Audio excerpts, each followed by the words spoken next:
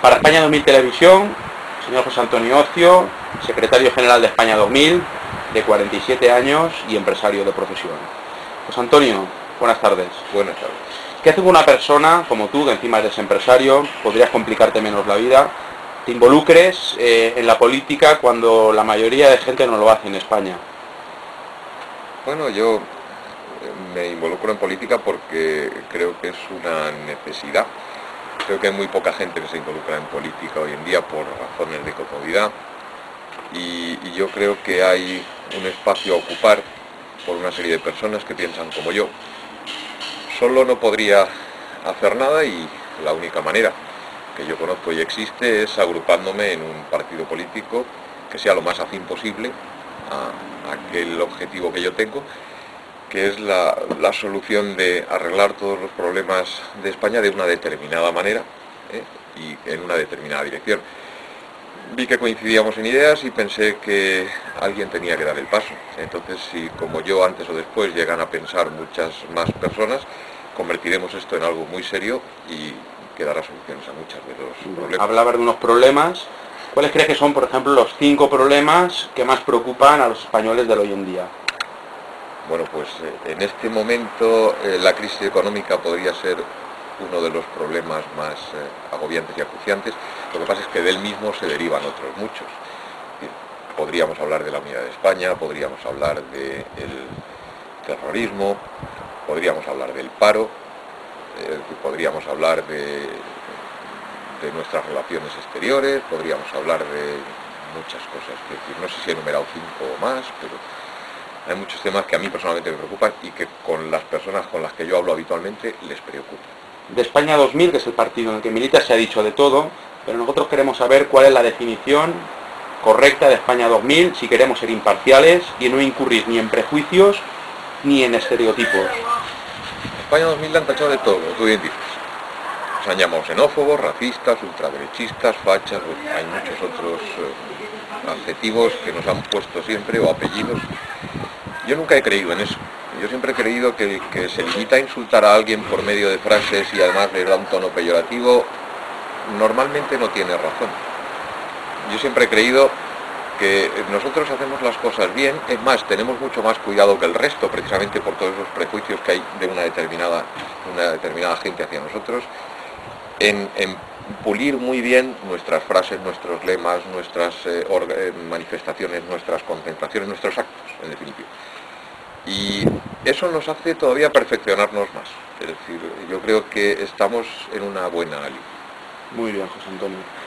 Como comentabas, se os tilda de racistas, de ultraderechistas, de xenófobos, entre otras cosas por vuestros lemas. Uno de los más conocidos es "En España los españoles primero", contra la inmigración ilegal y en defensa de nuestros derechos sociales. ¿Qué tienes que decir al respecto y entonces cómo enfocaríais vosotros la inmigración? Bueno, en primer lugar, el lema de España, los españoles primero, nosotros lo hemos defendido siempre y así creemos que es un derecho preferencialista, en ningún caso racista, ni discrimina a nada ni a nadie. Además, entra dentro de lo que yo llamo el sentido común. ¿Y cómo enfocamos nosotros la inmigración? Nosotros la enfocamos como personas que aplican el sentido común a un problema que existe. Es decir, la inmigración tiene que entrar con cupos y solamente deben entrar aquellas personas que el mercado de trabajo español sea capaz de absorber, es decir, que vengan a trabajar. Como nosotros en su día hicimos cuando emigrábamos fuera. Lo que no podemos hacer, y no consentiremos jamás, y siempre defenderemos esa postura, es dejar que las puertas estén abiertas, que entre todo el que quiera y que aquel que no trabaje que delinca, porque aquí se vive mejor que en su país. Entonces estamos en contra de la inmigración ilegal, entendemos que deben ser expulsados todos aquellos que no cumplan la normativa legal vigente y tenemos que endurecer un poquito más ese tipo de cuestiones para que sea muy serio. Muy bien, partidos como España 2000 en Europa, pues unos están gobernando, otros tienen un número de votos muy considerable. ¿Tú crees que en España un partido como España 2000 tiene hueco? Claro, aquí hay un campo muy amplio por explotar. Mira, el nivel de abstención en España no quiero dar una cifra, pero está entre el 30 y el 40%. Estaríamos hablando de que hay un campo de gente que simplemente, es decir, decide darle la espalda a los políticos porque lo que ellos hacen no va con la gente que realmente, digamos, sufre los problemas cotidianos. Con lo cual hay un campo por explorar infinitamente inmenso. Independientemente de eso, luego hay mucha otra gente que simplemente se limita a votar cada 4 años y creen que así ejercen su acción política. Bueno, pues a toda esa gente hay que dirigirse y todo ese campo está por explotar. España 2000, en España, valga la redundancia, pues se ha consolidado como el líder o el referente del patriotismo social. ¿Dónde te crees que radica el éxito de España 2000 frente a otras opciones aparentemente similares, pues que buscan el mismo militante o votante tipo? ¿Dónde está el éxito de España 2000? El éxito de España 2000 está fundamentalmente que somos un partido moderado, es decir, en cuanto a nuestros actos, que defendemos con mucha firmeza aquello que decimos, pero de una manera moderada en cuanto a nuestras formas, y que además, es decir, somos capaces de integrar a gente de muy diferente corriente política pasada, o incluso sin corriente política, en un mismo partido, sin crear con ello conflictos, ni divergencias, ni escisiones. José Antonio, tú que eres abogado, ¿qué te parece el actual Código Penal, que encima lo han bautizado como el Código Penal de la democracia? Bueno, no soy abogado porque yo no he ejercido nunca la abogacía, pero en cualquier caso, es decir... pero eres licenciado sí, en Derecho.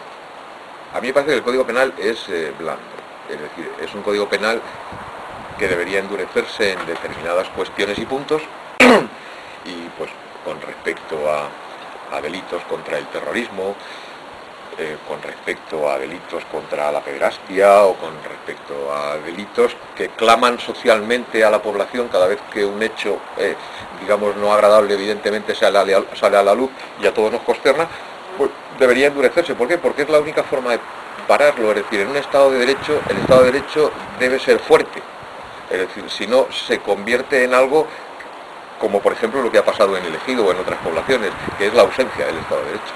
¿Esa dureza contemplaría llegar a la cadena perpetua para X delitos? Sí, es decir, yo pienso sinceramente que hay determinados delitos que si la cárcel o la privación de libertad son en teoría, es decir, o en el espíritu de la ley está la rehabilitación de los mismos una vez la cumplan, hay determinadas personas que se sabe a ciencia cierta, es decir, que no se han rehabilitado después de su paso por las prisiones y que por tanto es una amenaza volverlos a soltar a la calle. Tenemos muchas muestras y muchos ejemplos. Muy bien, terminaremos con una pregunta sobre la ley de memoria histórica. ¿Qué te parece la ley de la memoria histórica resumido pues en 3 o 4 frases? ¿Qué puedes decir sobre ella? Mira, a mí me parece, para empezar, que un juez no escribe la historia la escriben historiadores. Para seguir que estos delitos están prescritos y no tiene por qué nadie, es decir, almacenar papeles en un juzgado, dejando otros que sí tienen y pendientes de resolver, pues ahí, es decir, un poco en el olvido. Y otra que está levantando un poco la lírica de las dos Españas, esas viejas rencillas de unos contra otros, que creo que no van a conducir a nada bueno. Evidentemente esto es solo una cortina de humo. Queremos saber lo que piensa José Antonio Ocio sobre unos personajes que te vamos a ir enumerando en 2 o 3 palabras. ¿Qué opinas sobre don Juan Carlos de Borbón? Prescindible. José Luis Rodríguez Zapatero. Impresentable. Mariano Rajoy. No fiable. Gaspar Llamazares. Decadente. Rosa Díez. Producto del marketing. Carol Rovira. Anti-español. Juan José Ibarreche. Exactamente lo mismo, anti-español. Xavier Arzallus. Jesuita, pero en el sentido peyorativo de la palabra. José María Aznar. Pues engreído. Santiago Carrillo. Llamémosle nostálgico, por no decir cosas más fuertes. Muchas gracias, José Antonio. De nada.